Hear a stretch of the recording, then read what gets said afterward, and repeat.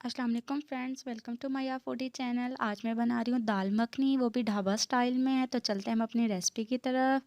यहाँ मैंने ले ली है ये माश की दाल, ठीक है। ये 1 कप मैंने ले लिया है। इसको मैंने 2 घंटे पहले भिगा के रख दिया है। यहाँ पे मैंने जो है ना प्याज ले लिया एक बड़ा, इसको चॉप करके साइड पे रख लिया। ये मेरे पास 1 खाने का चम्मच अदरक लहसुन है, और यहाँ मेरे पास 2 खाने के चम्मच फ्रेश क्रीम है। यहाँ पे मेरे पास 1 टमाटर और 2-3 हरी मिर्चें, जो कि मैंने बारीक बारीक उसको कट कर लिया है। तो दाल माश आपने बहुत तरीके से खाई होगी, लेकिन आज मैं आपको जो है दाल माश ढाबा स्टाइल वाले तरीके से सिखाने वाली हूँ। तो चलते हैं हम अपनी रेसिपी की तरफ। यहाँ मैंने पतीली में जो है ना आधा कप ऑयल ले लिया है। ऑयल को हम पतीली के अंदर गर्म कर लेंगे।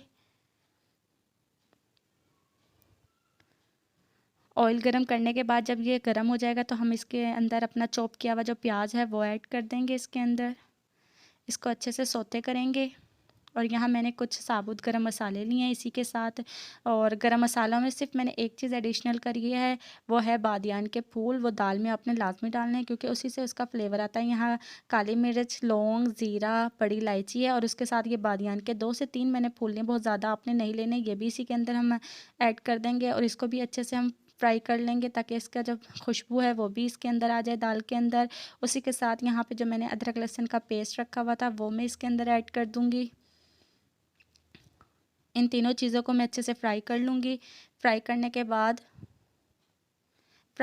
बाद अब जी जो कटे हुए टमाटर और हरी मिर्ची हैं वो मैं इसके अंदर ऐड कर दूँगी। इसको भी हम अच्छे से इसी के अंदर भून लेंगे कि इसका कच्चापन भी हाँ दूर हो जाए, और जो हमारे टमाटर है वो बिल्कुल सॉफ्ट होने चाहिए। आपने इस बात का ख्याल रखना है कि जो हमारे टमाटर है वो गले हुए हों, खड़े हुए ना हो दाल के अंदर।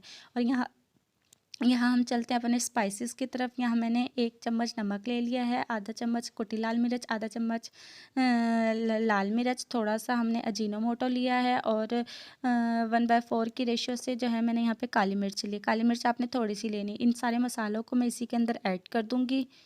इसको भी हम अच्छे से इसको डाल के मसाला इसका रेडी कर लेंगे।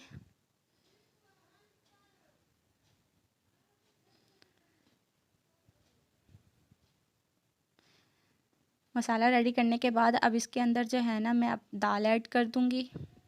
दाल ऐड करके मैंने यहाँ पे 1 गिलास इसके अंदर पानी का डाल दिया है। इसमें बहुत ज़्यादा पानी नहीं डालना है। और ये तकरीबन आधा हमारे दाल पक चुकी है। ये देखिए इस पॉइंट पे आके अब आपने इसके अंदर क्रीम ऐड करनी है। क्रीम ऐड करने के बाद ये देखिए अब इसकी फ़ाइनल लुक माशाल्लाह कितनी प्यारी बनी है। फ़ीडबैक अपना लाजमी दीजिएगा, दुआओं में याद रखिएगा। अल्लाह हाफ़िज़।